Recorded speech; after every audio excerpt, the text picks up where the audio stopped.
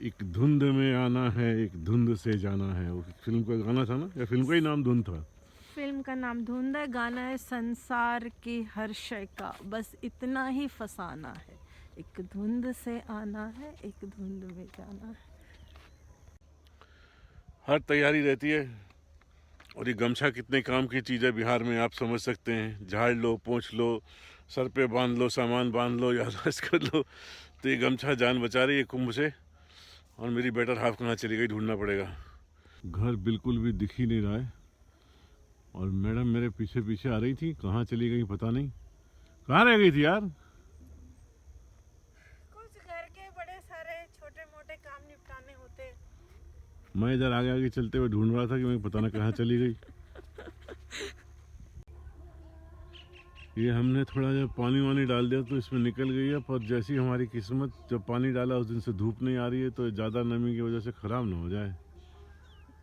अभी तो नहीं लग रहा है खराब होगा, लेकिन अभी 8-10 दिन के बाद ही समझ पाएंगे क्या ठीक है या खराब हो रहा है। तो इसमें पानी ज़्यादा लगा दिया ना हमने।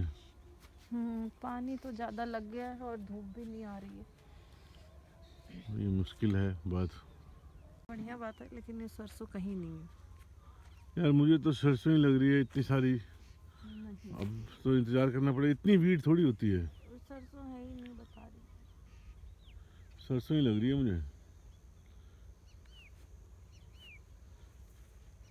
कहाँ जा रहे हो अंदर? देखने के लिए सरसों दो तो एक दो पत्ते तोड़ो। सरसों नहीं भाई। तो आप देख पा रहे होंगे कि यहाँ हमने धान को काट लिया था, और जो रह गई है, जिसको आप लोग पराली बोलते हैं ज़्यादातर दिल्ली के क्षेत्र में, ये इसी में हम उसको जोत देंगे। ये अपने आप गल जाएगी और खाद का काम करेगी। जो पुआल है उसको निकाल के अलग रख लिया गया है, इसका भूसा बना दिया जाएगा जिससे गैया खा लेगी। खेत तैयार है, आज इसको जुताई कराएंगे। 2-3 दिन अगर धूप लग गई तो उसके बाद एक और जुताई करा के गेहूँ बो दी जाएगी। तो ये उसकी तैयारी है। अब खाली हो गया है खेत, इसमें ये धान के जो पुआल वगैरह पड़े थे इनको निकाल के सबको साइड कर दिया है। गेहूं का बीज ले आए? हाँ, ये जो खेत आप लोग देख रहे हैं, इसमें इधर के लोग अजीब से गेहूँ उगाते हैं जो हमारे खाने लायक तो नहीं है। कम से कम बहुत बार हमने कोशिश भी किया उसकी रोटी बनाने का, लेकिन बहुत हार्ड रोटी बनता है, सॉफ्ट तो बनता नहीं। इसलिए मैं कोई एक अलग वैरायटी का, उसका क्या नंबर है आपको पता होगा? सीड लाया 310 MP। हाँ, तो हम सोच रहे हैं इस बार उसको लगाते हैं। तो वो जिससे हमने लिया, जो इसका सेलर है बीज का, तो वो कह रहा था आप इससे बनाइए, इससे बहुत सॉफ्ट रोटी आप। लास्ट टाइम उसने अच्छा दिया था, वो गेहूं अच्छा निकला हाँ, था। वो भी अच्छा निकला था, इसीलिए फिर उसी से हम लेने गए। लेकिन यहाँ तो गेहूँ आसपास बहुत मिल रहा है, लेकिन वो पसंद नहीं आ रहा है। हम लोग असल में वो उस गेहूँ का रोटी खा नहीं सकते, इतना हार्ड रोटी उसकी बनती है। तो ये थे क्विक अपडेट्स। अब चलते हैं उधर। इधर हमारे धान के दाने वाने कटवा के रख दिए हैं, और ये जो धान कट के गई वहाँ पे तो रखाएगी, फिर मशीन आती है, उससे दानों को अलग करके भर लिया जाता है। और क्योंकि वो काम काफ़ी देर रात में हुआ था, इस टाइम पे इनकी काफ़ी बुकिंग रहती है, तो हम लोग को रात में हमारा नंबर आया, तो फिर हमने रात में उसको दाने अलग किए। तो वीडियो नहीं कर पाए उसका, पर दाने अलग करके उनको बोरों में भर दिया गया है। आपको वहाँ ले आके दिखाते हैं। और वहाँ कैसे अब जो ये जिसको हम लोग लार या पुआल बोलते हैं, इसमें से भूसा काट के बनाया जाएगा गैया जी के लिए। गौ माता का भोजन भी तैयार करना है, सिर्फ अपने से ही नहीं होगा। फिर उन चावल में से कुछ ऐसी वैरायटी है जो हमारे डॉगीज़ के लिए है, तो उनके लिए अलग से निकाल के देना पड़ेगा कि वो कितना खाएंगे, हम कितना खाएंगे।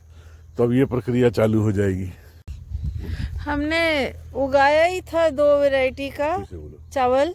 उसमें एक तो जो हम लोग अपने लिए रखे, क्योंकि हम लोग शुरू से ही इतना मोटा चावल नहीं खाए हैं, तो कोशिश भी किया है कई बार खाने की, लेकिन वो खा नहीं पाते हैं। और दूसरा हमने थोड़ा सा जो यहाँ के लोग उगाते हैं, क्या बोलते हैं उसको, BB11। हाँ, BB11। वो तो थोड़ा मोटा होता है, लेकिन उसको उसना चावल बोलते हैं।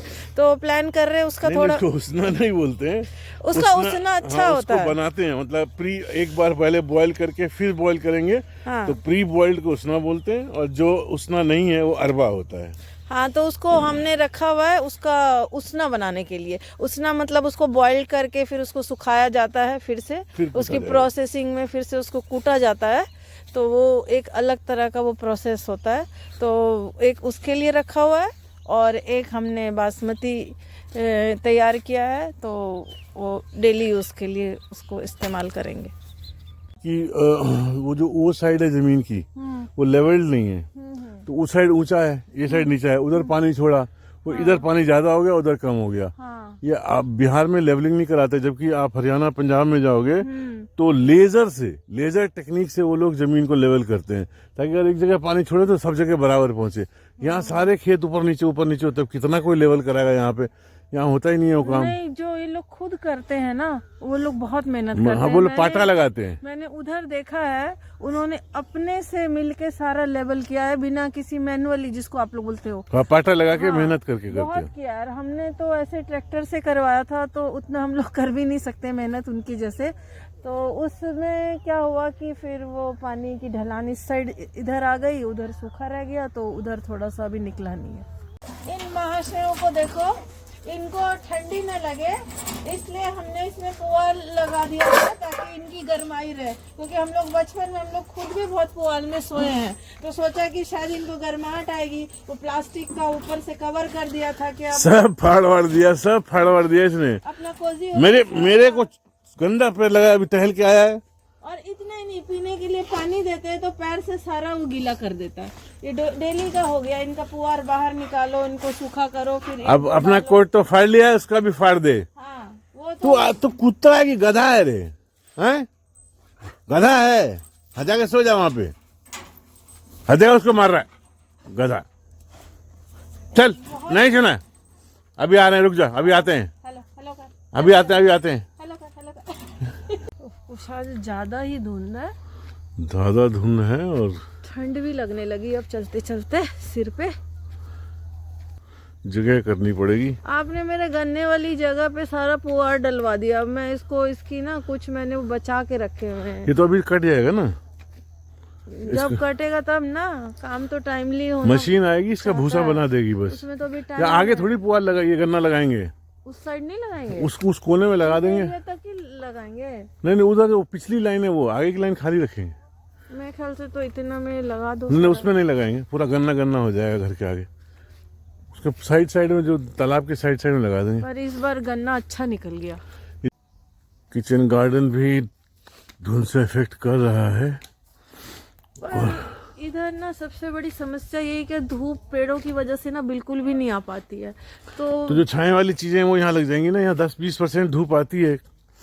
हाँ, लेकिन कुछ चीजें ऐसी है क्या, उसमें चाहे छाए वाले में भी थोड़ी धूप तो जरूरत हर पौधों को चाहिए, तो वो बड़ी एक समस्या हो गई। ये हमारे वर्मी बेड्स हैं, ये खाली हो गए हैं, अब इनमें दोबारा घास डाल देंगे, केंचुए और गोबर डाल देंगे ताकि खाद तैयार हो जाए।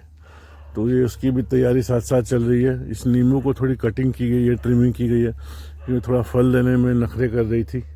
मैंने 1-2 अंगूर की कटिंग लगाई थी, वो लग गई है। तो ये अगर आप देख पा रहे हैं, अंगूर की कटिंग है। और ये दोनों ही है ना, ये और वो भी 5 लगाई थी, 2 लगी है, इस बार फिर और लगा देंगे। इधर वाले अंगूर का क्या हुआ? ये तो ग्रीन नहीं हो रहा अभी नहीं।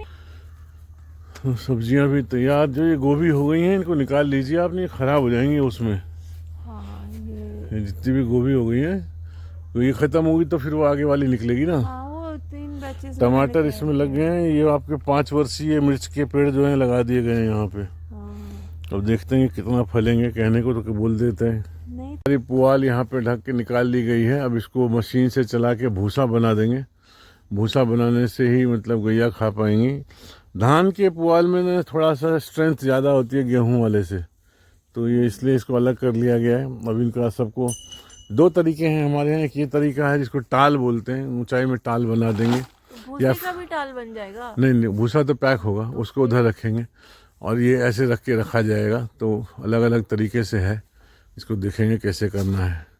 देखने में बड़ा सुंदर लग रहा है। ये मकड़ी का जाला है जिसपे ओस तक गई है, तो इसीलिए ये ऐसा लग रहा है जैसे बर्फ गिरी है। हाँ। पर ये अच्छा लग रहा है देखने में, स्नोफॉल जैसे लग हाँ, कि इसके ऊपर लो, इससे आम का पेड़ खराब हो जाएगा, इसको आज हटवा देंगे पानी डाल के। हाँ, जरूरी है, नहीं तो ये बढ़ता ही जा रहा है। पहले छोटा सा था, देखो अब उस वाले, हाँ तो मकड़ी बुनती जाएगी ना भाई। हाँ, उस टहनी पे भी ये अब चला गया है इसको। ने कि नीचे वाली जो है ना वो बासमती है, जो आपको अपने खाने के लिए चाहिए। तो मेरे ख्याल से हमारे लिए साल भर के लिए 10 किलो के हिसाब से महीने का, या 15 किलो के हिसाब से 100-150 किलो हमारे लिए बहुत होगा। तो वो हमने अलग कर लिया है। ये जो ऊपर वाला है ये B11 है, जो स्टाफ और उधर वो डॉगी वाला चावल ये सब इधर रख दिया है। जो बाकी बचेगा उन सबको बेच दिया जाएगा, क्योंकि हमारे पास स्टोरेज की उतनी जगह ही नहीं है। तो ये अब धान निकल गया है, अब इसको बस इसमें से कूटना है। अब देखो चूहे ने लगता है मुझे प्रकोप शुरू भी कर दिया है। कुछ कुछ कटिंग दिख रही है मुझे दोनों बैग में, देख रहे हो, यहाँ भी वहाँ भी। इससे पहले कि सारा बर्बाद हो इनको निकाल लेना। नीचे भी लग रहा है काट दिया है, तो ये कुछ करना पड़ेगा अभी जल्दी से जल्दी। 12 बोरा में बासमती थी, 335 किलो करीब ये हो गई। तो ये अपने खाने के लिए निकाल लेंगे, बाकी को छोड़ देंगे, और वो मोटे वाले को अलग से कर लेना। लेकिन खेती के अपडेट हम देते रहते हैं, हमारी परेशानियों के अपडेट आपके साथ साझा करते हैं। थोड़ी सी टेंशन जो है ना कम हो जाती है, तो ये अच्छा है, क्यों जी?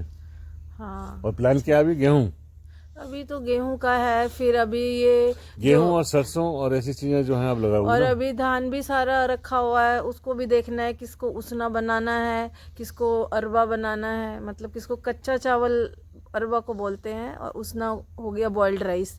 तो इस तरह का अभी प्रोसेसिंग का काम है, बहुत सारे अभी काम है जो निपटाने हैं। और ये सर्दी ऊपर से। हाँ, तो यही सीज़न होता है ना, जो खेती बाड़ी करते हैं उनके लिए ये जो 2 महीने होते हैं बहुत काम का होता है इसमें। अभी कुछ पौधे भी लगाने हैं, आलू हैं, ये मटर है, जो भी सीजनल चीज़ें हैं, अनाज है, सबका सीजन ही यही है। ठंड आती है तो मुझे दिल्ली में हमारे मोहल्ले में एक बंगाली आंटी थी, उनकी याद आती है। मैं बनियान पहन के निकल लेता था और वो पीछे से चिल्लाती है, खोखा गाय की चुने को ठंडा लगचे कांता देख, खोखी होवे रे, खोखी होवे। Aunty we miss you. और फिर इसी तरह से आप लोगों से मिलते रहेंगे।